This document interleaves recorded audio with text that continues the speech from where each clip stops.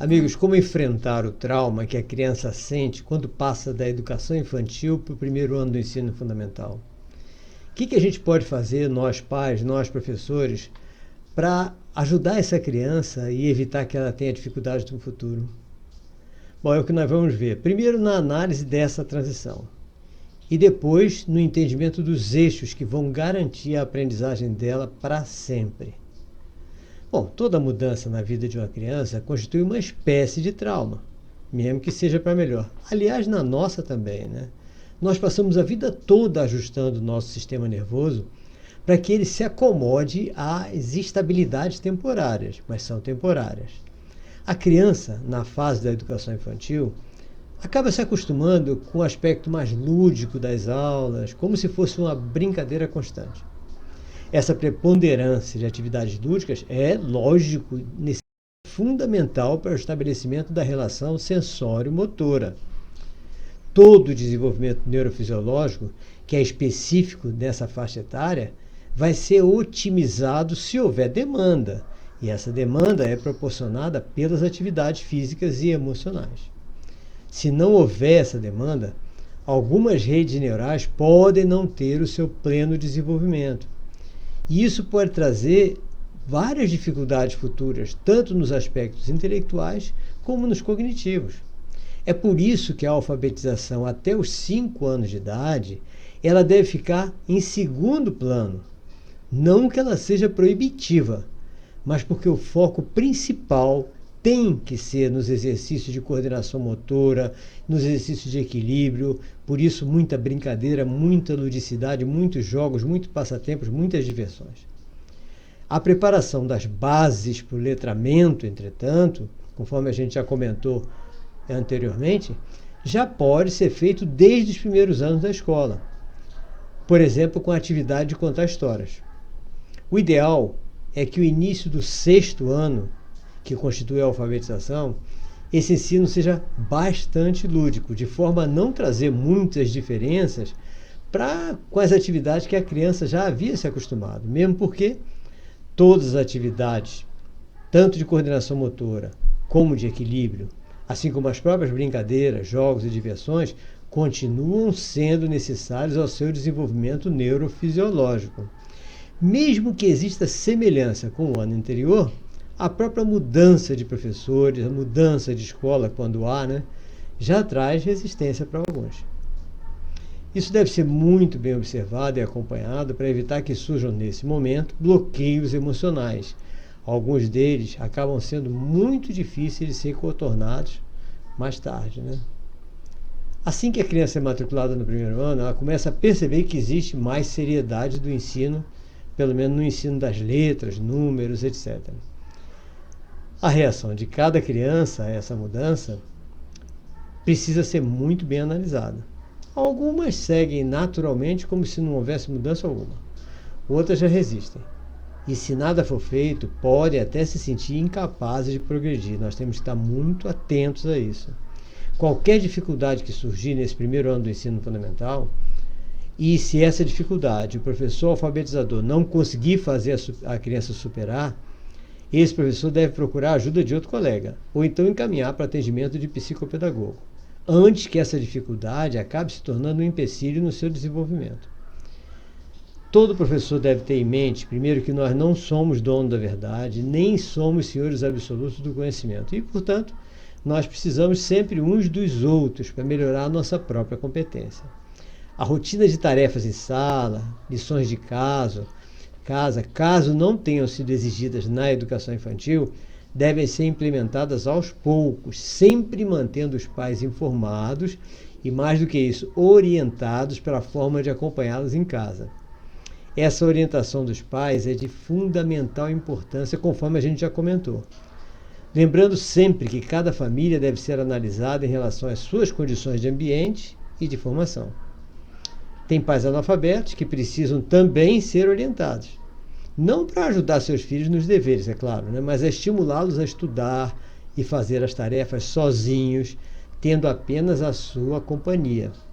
A partir da mudança da primeira para o 2º ano, esse trauma já é mais raro, né? Uma vez que tudo passa a ser uma continuidade do período e alfabetização.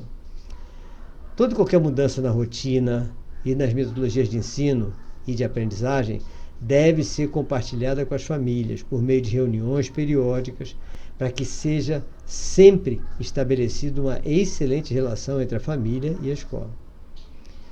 Agora vamos ver os eixos que vão nos ajudar bastante ao entendimento da criança, da sua aprendizagem e que vão evitar, se forem bem compreendidos, que a criança venha a ter dificuldades depois. O primeiro eixo é o oral.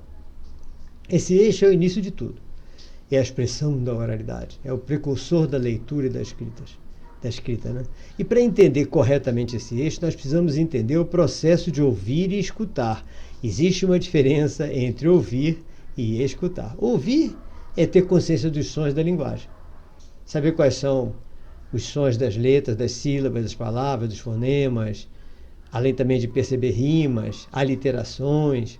Tudo isso ensinado e aprendido desde o início do processo de alfabetização. Até aquela segunda nova lei de alfabetização que a gente já viu, determina um incentivo à linguagem oral. E é sempre bom a gente lembrar dos cuidados que a gente já falou, que o professor deve ter nessa fase, aplicando todos aqueles testes para identificar a existência ou não de alguma anomalia. Mas essa mesma segunda diretriz determina também o incentivo à literacia emergente, que nesse caso é como se fosse o processo de interpretação do texto, só que o texto é oral. Aí entra o termo escutar, que é ouvir com a atenção devida, para que se possa interpretar o sentido daquilo que está sendo falado. Podemos chamar de escutativa, um procedimento que, primeiramente, os professores devem treinar para si mesmos, porque nós temos uma terrível tendência de desprezar o que a gente ouve, ou pelo menos parte daquilo que estão falando com a gente.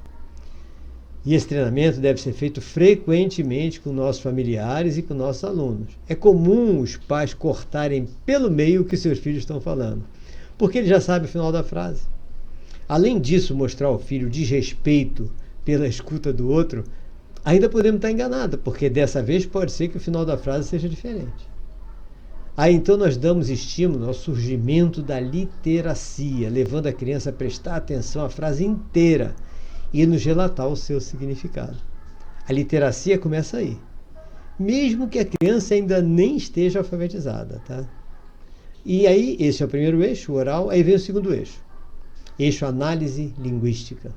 Esse eixo é o que estabelece as diferentes formas de expressão, já agora por meio do processo manuscrito.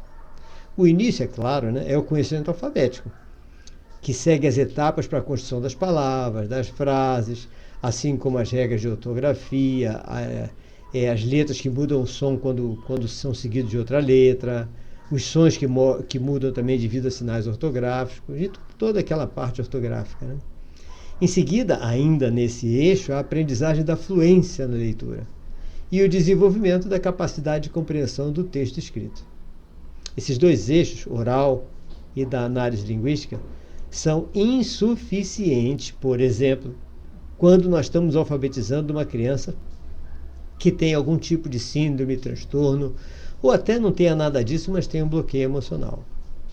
Mas a sorte é que existe toda uma possibilidade complementar no terceiro eixo da alfabetização, que é o eixo análise semiótica. Semiótica é um termo que para muita gente é novo, mas é tudo aquilo que não é o escrito, não é o oral, é quadro, é som, é textura, é vídeo, é filme.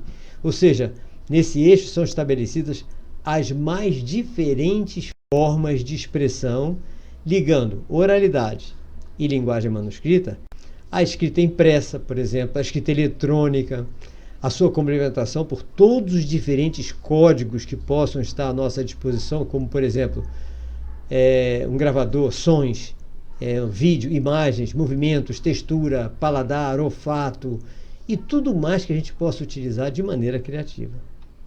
Então essa é que é a tal da semiótica.